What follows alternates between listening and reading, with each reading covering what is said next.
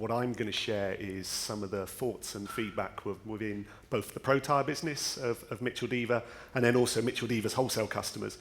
And I think I owe Andy an apology as well, because we're going to overlap maybe on some bits and pieces, but hopefully not too much. So I put it out there to my team and to my customers, and I said, look, I need to go and do this presentation at the NTDA, talking about challenges and opportunities for UK tyre retailers. And what I got back was a big, long list of challenges, and opportunities were maybe a bit smaller. I think that's indicative of the market at the moment, yeah? Trade is tough. I think, Andy, you're going to talk a little bit later about the tyre drop-off and maybe some of the reasons around that, which I won't go into, but the market's down this year. It's a tough trading environment. Hence, the challenges that came back were much bigger, but my job as a leader of Micheldever and our jobs, everybody in this room, is to focus on the opportunities and to minimise those challenges. But let me start by going through some of the challenges that were fed back and that we see. No surprise. I think everyone could have guessed that would maybe be the first one that I put up, that rising cost. I picked up the role of CEO October last year, so I've been doing it for a year. Found out I was going to take the position the April before that. Great timing. So 24, huge cost rises. 25, same again in the UK trade. Things that we can't manage within this cost base, yeah? National living wage, national insurance rises, rents, rates, etc. So not to bring the room down, but we all know that. But what do we got to do? We just got to manage those. Those are facts. We can't do anything about those other than try to minimise them. This tight tyre market has forced a lot more discounting in the trade, yeah? Independents out there will maybe be feeling it, certainly as national retail chains.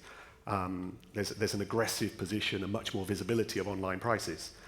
Aggressive promotions. I remember not that many years ago, if you look at the online, when 5% was on there, people were going, oof, and then 10 at special periods.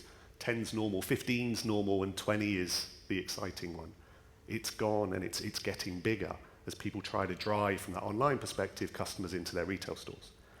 And we need to face into that, yeah? We've got to reduce our costs, and we've got to live with that. Complexity of product range. Maybe not for a small independent retailer because of the nature of the UK market and the strength for the wholesalers. Wholesalers, there's a complexity in that side, but also from a knowledge point of view, and I think this is why people can sometimes shy away from within retail depots of learning about tyres. The specialities that are now there, Pirelli being one of the worst on our point of use side, or one of the best opportunities, 3 and a bit thousand SKUs. There's a lot of products in there. There's a lot of specific products for specific vehicles that everybody needs to know about. That's difficult to learn. But we need to find sources for that information so we can have a better conversation with our customer, so we can put the right products on the right vehicles and not just dumb that journey down. And we don't have a knowledgeable customer, do we? When we spoke about that, the NTDA side and the survey results there, that shows we haven't got a consumer base out there that's looking at their tyres regularly. And then when they do look at their tyres, they don't know anything about it. That's up to us in our retail stores to educate the consumer. And that lack of knowledge is a challenge for us in retail, because they always think they're going to be oversold. We don't have a great reputation as an industry. So we've got to get over that barrier and address that challenge. Customer loyalty. 2 years, maybe longer for some customers in between tyre purchases. So how do you keep your retail business front of mind in that period? That's a challenge for all of us in this trade. Now, some of the big change, yes, we can afford and have bigger marketing budgets to maybe position our brands elsewhere, but for the independent market, that's something that they need to think about. They need to be connected to that customer. I'm not sure consumers have ever had much patience, but it does feel that post-COVID, that patience has definitely become less. They want it now, immediately. And they want it to be the cheapest possible thing with the best possible service. And when they don't get it, they have a huge voice. Social media has given them that massive voice. So we have to think about that when we're serving our customers in our retail depots every day to make sure we're managing that customer in the right way. We're having the right conversations with those customers. And then when we do get those bad reviews, because we all get them, we don't just bury our heads in the sand and ignore them. We need to address those, because I don't know about you guys, but when I'm booking holidays or hotels or anything, my research starts online. And those reviews online are an important part of my decision purpose. And I have to actively try and pull myself away from the negative ones, because that seems to be where you always want to focus, and you write off a business for those 1 or 2 when the rest of it's maybe pretty good. So managing those reviews is an important part as well in that challenge. this is a big one, and if you're not thinking about it now, and I don't think a lot of people are thinking about it, but the changes in disposal of tyres, scrap tyres, is significant. Yeah, it's something that, again, as an independent, you're getting your tyres, and maybe some people in this room are getting their tyres collected for 50p, scrap. That isn't going to last much longer. The legislation changes in that side, the T8 exemption removals, the fact that the white van man picking up the tyres and then the bailing and pedalling off to India, that's all going to come to an end.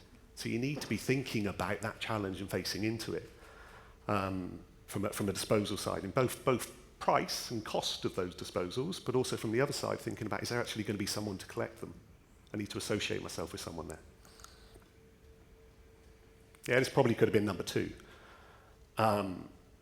We talk about it a lot within the industry, but we haven't done enough about it. They're not illegal. They are illegal part-worn tyres that are not policed. We've seen, and some of the stats, and it's not easy to get to part-worn stats, but the part-worn feeling from within the market, some of the data that's coming out is that they're significantly up this year. That's a contribution to that drop in the tyre demand, but it's the responsibility of all of us in this room, isn't it, to come together? And it was interesting. I liked what Ian was saying about the association with Tyre Safe and the fact that we need to make this association more about the people in this room and more about our industry and use the voice of that industry to tackle one of the biggest blights in our industry, particularly now when the economic pressures are high on consumers. This is a huge, it's been a huge issue forever. It's a really huge issue at the moment. But it is our responsibility to raise awareness and to change legislation. Jason, you spoke about it with the shortage of technicians and drivers in the market. That labour shortage across most industries continues, and we suffer in Pro Tyre, like everyone will suffer in this room, of getting quality technicians into our businesses. The apprenticeship side is a good route in. We're not joined up as an industry on that at the moment. We could be better at that. We all moan about it. I think there's more that we could do as a group. So we ought to be looking and facing into that. And again, you've captured and pleased that you're talking about that, Ian. And it's another bit from yours, Jason, is changing car ownership. You spoke about 60% of new car registrations being in B2B businesses. So that retail consumer car park, at least in the early years of vehicle ownership, is smaller. It's a challenge. It's a challenge for the independents. It's a challenge for those businesses that are not in the fleet world. So there's a lot. There's many more. There's many more. As you look around the room, you can see people going, and maybe you should have spoken about this and that. But the fact is, the challenges are big. But the challenges are things that we can work together on to address, and things that we can work within our businesses, if we're aware of, to manage and minimise. But we need to make the opportunities bigger. That's where we have to focus if we're going to win, and that's where good retailers will focus if they're going to succeed. So the first thing to be positive about, after I bring the room down and remind everybody how hard things are, we do have the biggest car park we have ever had in the UK market. We also have one of the oldest car parks we've ever had in the UK market as well. And that should spell opportunity for all of us in the aftermarket sector, yeah? So you can see on the, as you look at it, the left-hand chart up there, that shows the car park evolution, number of cars in the UK. Nice upward trend curve, that's demand. Those are cars with tyres that need replacing. You spoke about EVs, and it's a topic that we all are very aware of, and we're still all probably developing our strategies around EVs as that market is maybe stalling a little bit in some of the aftermarket bit, and particularly from a consumer perspective and confidence in that space, but it is something that's definitely driving a change in the cars that we're servicing. Average miles, maybe we could dispute this. This is total miles travelled, so more cars on the road, slight uptick in expected mileage this year, but what does that mean? That means probably a little bit less mileage per vehicle travelled this year. But the scope of that car park growing should represent significant opportunities for us in the UK tyre trade. The bottom charts just talk about the age evolution, and you can see that and post-pandemic, new car availability, the 1 to 3 year car park shrinks, took a little bit of an uptick this year, 4 to 6, you haven't got those 0 to 3 falling into that 4 to 6, so that gets a little bit smaller, and then you get the 7 to 9 and the 10 year plus growing. That, again, in the aftermarket space, presents opportunity for us. That is our market. Franchise dealer, typically that 1 to 3 year age car park, typically. The opportunity in that older cars is ours. This is our customer base. So reasons to be optimistic and opportunities within the trade. What other things did the guys come back with, and are we thinking about ourselves? I think this is a significant one, moving away from this transactional relationship with your supplier. And this isn't a sales pitch, and I have to be careful, I'm a salesman, but this isn't a sales pitch. But if you think about it, the pressures that are on our businesses from a cost point of view, this shrinking car park, working together in a more productive way to give a better service, moving away from that transactional relationship. So what do we do with our suppliers? Is we look at our suppliers and we ask them, what value are you bringing to us? It's not just a cost conversation. Yes, there is a big cost challenge with buying products, and it needs to be bought competitively, but it's whatever value is your supplier bringing to you. If they're not bringing you customers, if they're not making you a better business, are they the right supplier for your business in this trade at the moment? Because you're not growing naturally, organically in a market that's declining typically, so we all need help, and I think supplier relationships are sometimes overlooked in the importance it can bring to the relationship with in the market to make things easier. Customer data. Some in this room are exceptional at customer data. Some will not be considering customer data.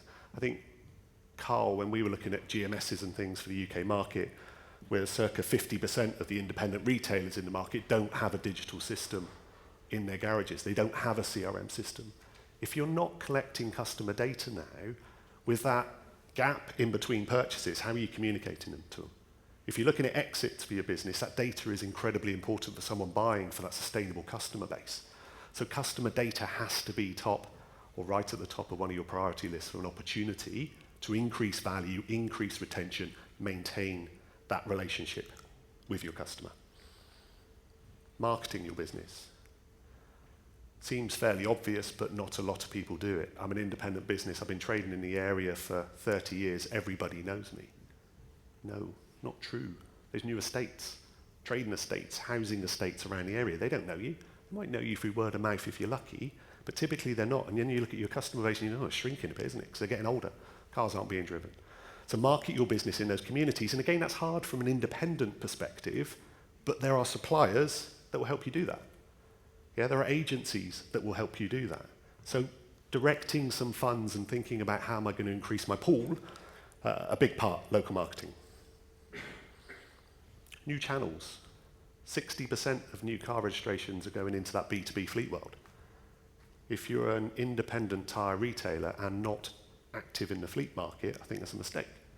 There's opportunities there. Yes, it can be a bit of a pain in the ass sometimes. Yes, the demands and the margins might be a little bit lower than a retail customer, but when there's such a huge share of market there, an opportunity, you need to be thinking about it. And there's routes into it. DTM's a route into it, yeah? You've got an independent fitting network that are associated, and there's customers and independent retailers that will be highly engaged in that, I guess, Jason, from your side, that are doing very well, but you do need to be engaged in the process. And there'll be a lot of retailers in this room or in our industry that shy away from it because of the complexity, or they just don't know how to access. There are routes in. Online's another channel, isn't it? It's, again, Quick Fit, Pro Tyre, Halfords, we're all big in that online sector. The independents need to think about how they access that online consumer as well. Because a strong independent on online, and the growth in online has maybe slowed a bit, that pandemic growth and acceleration, but it's still growing. We still see more tyre supplies as a wholesaler now to that aftermarket in the online channel. Maximize your customer interaction. How many independents I go into, how many Pro Tyres we go into that don't have that quality conversation with the customer. You've worked incredibly hard to get that customer there, or somebody has, be it reputation or be it remarketing to that customer, and then not to spend the time having that quality conversation with the customer and that quality inspection with that customer, because most of us in tyres will have a little bit of a fast fit or mechanical side of our business. We lose that opportunity. So the fact they're there, make the most of that customer in there. Don't head down too busy. And then finally, on my opportunities, and again, there's a lot more, but what ones do we think about differentiate your business? How do you stand out from a crowd? The barriers to entry to opening a new tyre retail depot are very low. There are lots of wholesalers that will supply tyres to anybody. Accessing a product is fairly easy. Accessing tyre fitting equipment is very easy, and we don't have a regulated industry when it comes to fitters and technicians. So that barrier to entry is low. So how do you differentiate yourself in that service? And service is a big thing. Manage your Google reviews, but use those Google reviews not as a badge to pin to your chest. Use it as a way to improve and market your business as being the best in your trade. Specialisms. Think about that EV market that's growing and the opportunity, and that EV consumer that's a bit nervous about what do I need for my vehicle because it's different than the ones that I've had before. Position your business in that area as an EV specialist, maybe. Position it as an off-road specialist. We're seeing a huge uptake at the moment in those pickups that have to meet their WLTP rules, where they come on 17-inch and road SUV tyres that aren't appropriate for aftermarket use. But if you don't know where to access those tyres, or you don't know where to access those wheels and tyres, the opportunities there to differentiate your business and maximise your customer interaction is huge. And then thinking about how you message that. Back on marketing, but maybe messaging your business around those specialisms, maybe targeting those specialist groups as well as an independent. So, in summary, really what I'm trying to say, I suppose, is yes, it's hard. Challenges are ginormous. Hardest it's ever been, I think, in my 20 plus years in the industry. But the opportunities are still there. We've just got to work hard to get to those. And if we focus too much on those challenges, we'll fail. If we focus on those opportunities, we'll succeed. But it's not about one individual in this room succeeding. It's about us as an industry succeeding. So that's me. Thank you.